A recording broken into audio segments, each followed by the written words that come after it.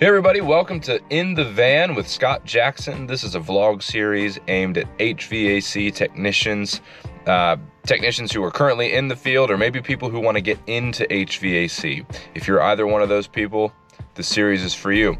I decided to take you all along on the start of the week. Today is a Monday, and I'm the senior technician here at this HVAC company that I work for in Southwest Ohio. And I figured I'd take you guys along on the beginning of the week with me. I've got a couple service calls to run, so I just wanted to let you all know what that would look like. Here I've got my two main tool bags that I use. This one here is more of an installation bag. Both are Veto Pro Pack bags. But this is my service bag here. It's got all my Fieldpiece Joblink probes in there. Nice Milwaukee M12 fuel impact there. A couple screwdrivers. Klein 11 and 1. So yeah, does the job. There she is. This is a 2022 Amana heat pump system that we're working on today. The customer said that when they turned it on at the thermostat, it took about 30 to 40 minutes for it to come on.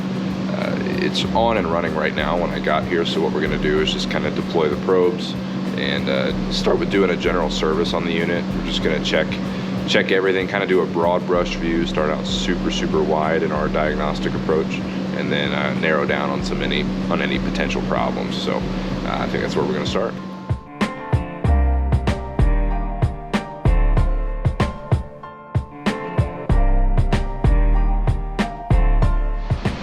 All right, got all of our indoor probes set.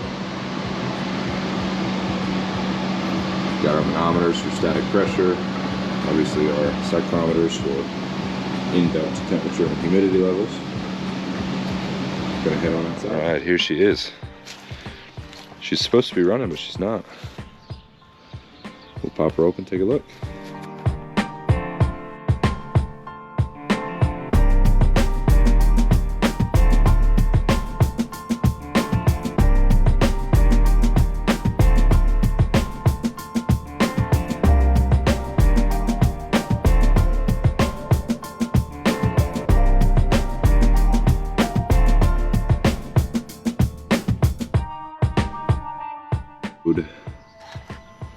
So you can see at the L2, which you can see on the back of the door here,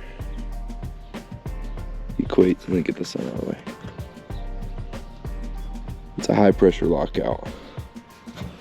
I was tripped 3 times on high pressure. It could be a dirty filter, it could be some other things. It's a heat pump running the heating mode. It's a beautiful 25-degree morning this morning in Southwest Ohio, so we're gonna investigate in some possible causes, probably reset the fault, deploy our pressure probes here, get some refrigerant readings, and then we'll go from there. All right, we got our Fieldpiece Joblink probes deployed on the system. We're gonna go inside, probably check the filter first. But we're gonna reset this fault out here. All right, we got our fault reset. Our display is saying on. We're gonna go inside and take a look at that filter. All right, we're gonna check this filter out here. Here, you can see that my total external static pressure is 0.96. It's pretty high. I was using MeasureQuick to interface with my Joblink probes. I think it's a really good program if you guys have heard about it at all.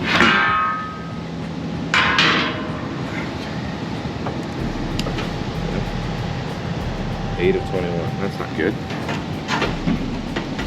Pop that out of there. Pop that back on there. Take a look at how it affected our static pressure.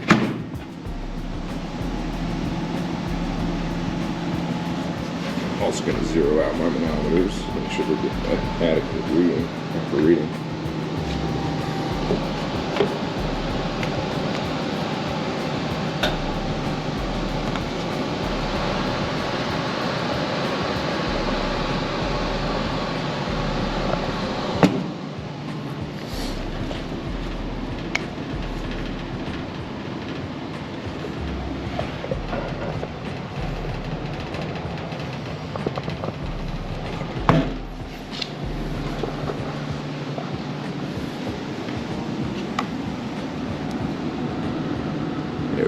got a 0.36 now with no filter in there.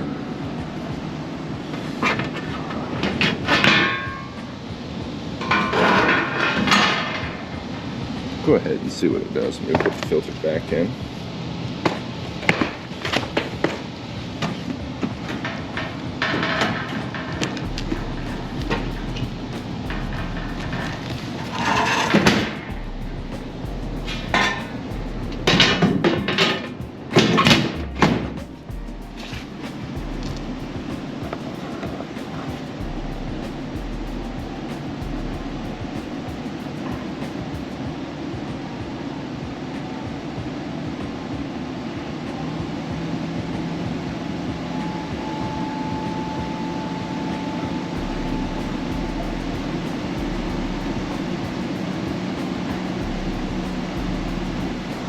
It's always a good thing to zero out your manometers if you have a reading that's excessively high or higher than you might expect it to be, because I zeroed out my Fieldpiece manometers here and put the tubes back on after that, and my static pressure with the filter in is a 0.55, with the filter out is a 0.35. That's about the pressure difference that we would expect to see across a 5-inch filter. We got a 0.2-inch pressure difference, which isn't overly excessive, and a 0.55 is pretty spot on as far as total external static pressure is concerned. Right now we have a return static of about a 0.3, and then a supply static of about a 0.25, which isn't bad at all. So yeah, I think right now we're just gonna continue to check out the system. The heat pump just came on, and I'll show you those pressures here in a second, and we'll be able to take a closer look and see what's going on. Here are my pressures. Looks like the electric heat's running. We got a supply air temperature of 110 degrees, 111 degrees, so pressures look okay, right where they need to be about. Got a subcooling of about 5 degrees. I don't have a suction line probe on right now because I didn't feel like taking apart the unit right now. Goodman units are kind of frustrating in that way, where you have to, take off either the electrical panel or take off the top of the unit and reach down and grab onto the true suction line. So wish they would adapt a little bit of an easier access into that true suction line, but that's yet to be seen. Well, as of right now, the customer system appears to be operating okay. Haven't really seen any obvious problems, obvious causes for an issue that they're having. We put this system in about June of 22, so almost 3 years ago, and I don't think they've had us out for maintenance since then. Doing a pretty good PM on it today, and just wanting to get a good look at the system, make sure there's no mechanical issues, anything like that, any refrigerant circuit problems. So as of right now, it seems to be operating just fine. We're gonna do some final checks, and then we'll get out of here.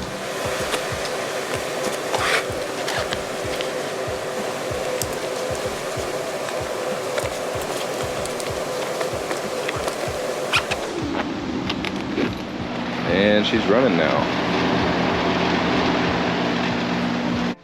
All right, so that one wasn't too bad. Putting my stuff back in my truck now. I ended up just needing some service. Like I said, it hasn't been maintenance since it was installed in 2022. So we had a dirty filter and, just the general PM stuff. So I'm gonna go inside, close up with the customer, and get on out of here. All right, we got this customer all squared away. Right now I'm being told that I have to go back to our shop. I'm here in the town that our shop is in, so the drive isn't too far away, which is always nice. So I'm gonna go to the shop, pick up some parts, and then we're gonna head out to a control.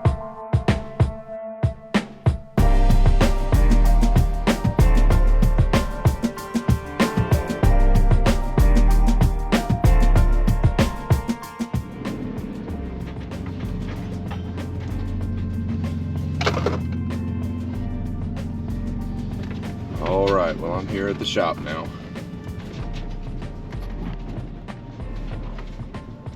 All right, just rolled up to this control board and pressure switch replacement. I'm gonna take you all inside with me, but it should be a pretty straightforward repair. This is a trouble call that I actually diagnosed last week, and we just got the board and the pressure switch in this morning. So I'm back here to do this repair, and we'll see how it goes.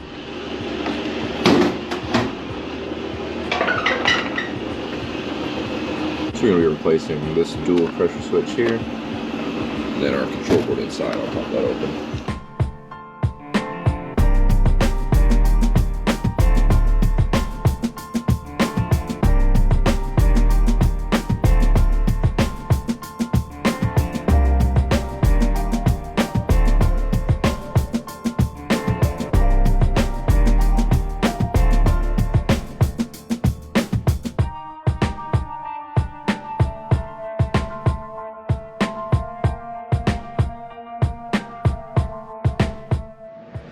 One of the things you always got to be sure to do with these new control boards is to configure the unit size code.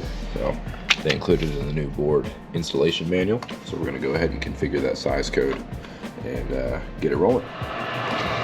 Well, this furnace fired right up once I got the board and everything replaced. The board was stuck in a calibration cycle, so the inducer motor would continue to cycle on and ramp up, but it would never be able to exit the calibration cycle because of the board. And then the back pressure switch on the dual switches had gone bad. It wasn't closing when it should have. Now that both of these components have been replaced, furnace fired right up. Alrighty. Well, we got this customer squared away, and their furnace is up and running.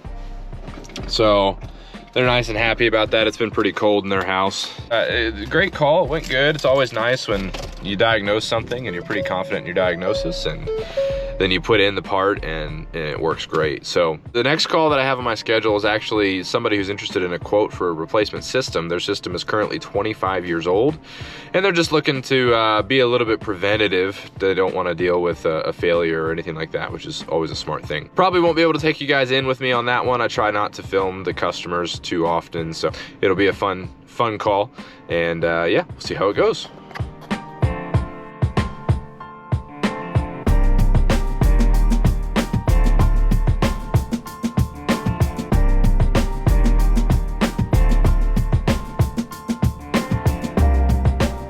Anybody else a big podcast listener while they're driving? I'm on like a 55-minute drive, and I always love a good podcast to listen to. One that I always try to turn on when I'm in the truck with like an apprentice or a younger technician is HVAC School, Brian Orr, the classic. Very informative, lots of good technical information. I love what he does over there. And man, if you're a technician and you like to listen to podcasts when you're driving, go ahead and drop what podcast you like to listen to most down in the comments. I always love new podcast suggestions. And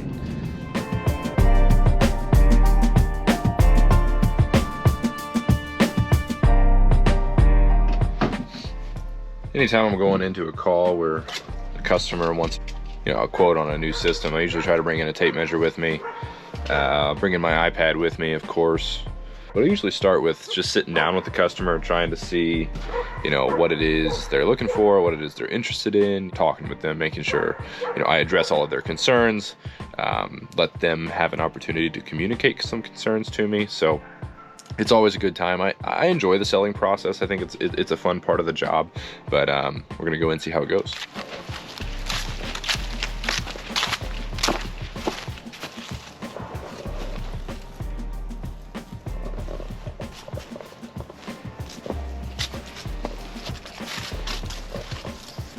If anybody's curious as to what kind of shoes I'm wearing, I like to wear the Adidas TP-XXL shoes. They're kind of like a hiking shoe.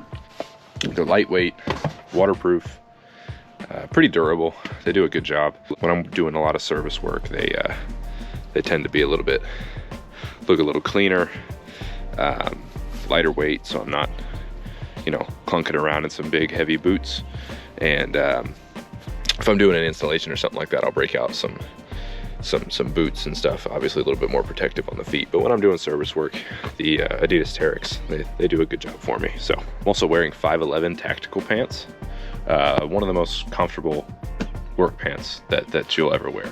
All right, we got this customer all fixed up. Gave them a quote for a couple system options. They got a nice little house here, and she wasn't really interested in anything super high in efficiency, no inverter or modulating systems. Quoted her a single stage option and a 2-stage option just for the sake of variety. Yeah, she said she's gonna review them. She's got her son there with her, trying to help her out with the decision-making process and everything like that. So she didn't have any questions or anything like that. So took some measurements.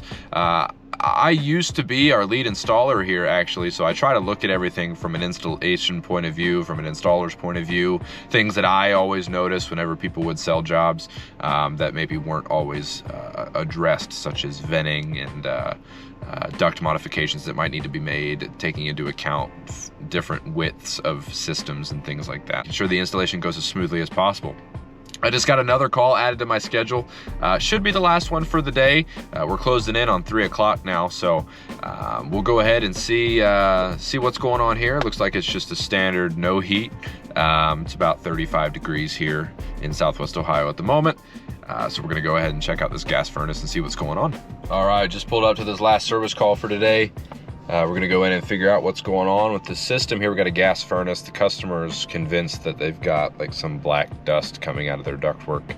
They wanted a maintenance done on the furnace, and I think they're having an issue heating as well. So we're gonna go in and take a look.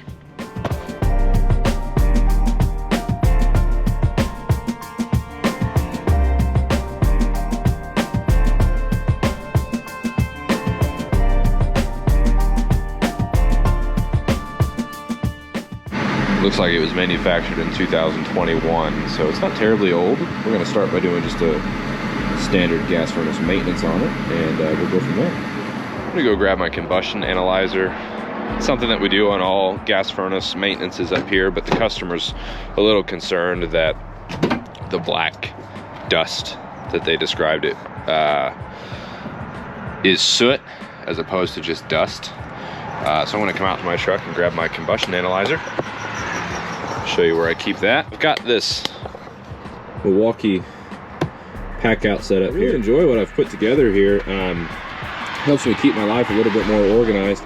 I've got it on this sliding rail here. Each of these drawer slides is 48 inches long, and they're good for 500 pounds each, which is more than sufficient for what I've got in here. So I've got these boxes here that keep things sorted for me. Same things over there. I think in here I've got some larger power tools, larger battery operated tools. I've got extra tools in this 2-drawer compartment, and then in this 3-drawer compartment I've got like some PVC fittings, some shark bite fittings for minor plumbing repairs and things like that, drain cleaning supplies and stuff like that. And then I've got a sheet metal toolbox, my combustion analyzer, and then I've got stuff for my hoses and stuff for my vacuum pump here in this one as well. Then I've got this nice little caddy on the side that holds a bunch of extra Milwaukee markers here. I can never have too many of those. And then some, an auger bit for a hole saw, and I've got like a hose repair kit, extra refrigerant caps, Schrader valves, gaskets for the hoses, that kind of thing. Obviously some tape measures, can never have too many of those. So I'll have to go through this one time a little bit more in detail, show you guys what's in it, and go through my installation bag that's over there. But I believe my combustion analyzer is actually in the top one or the middle one. We're gonna pull it out and look for it.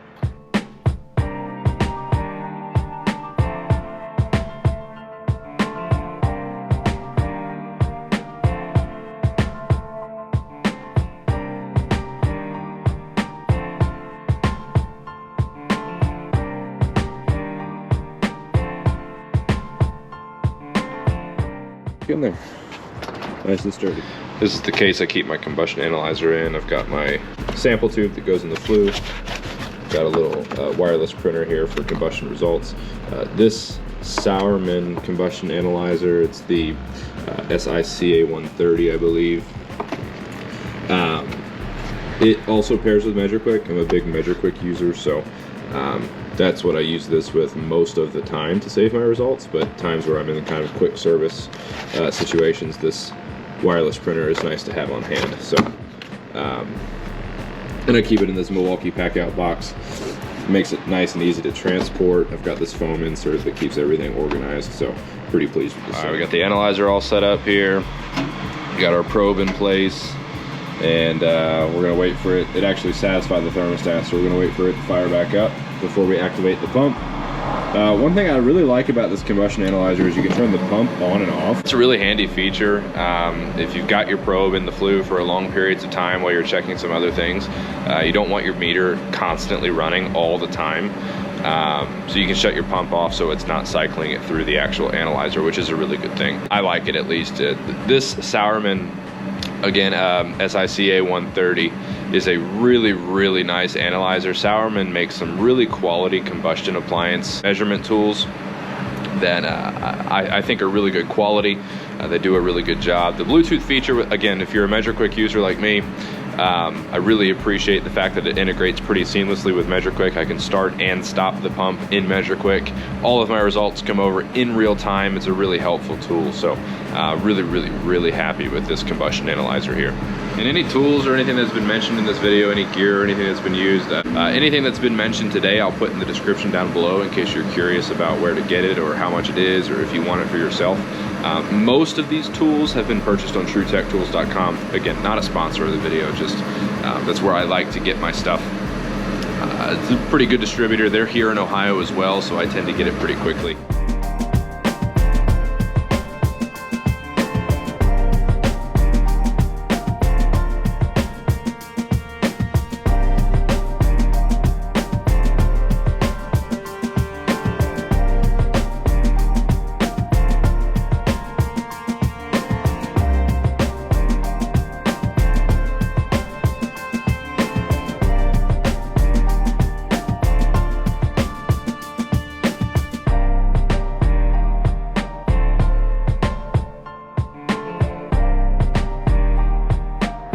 Everybody, I'm wrapping up this last service call for the day.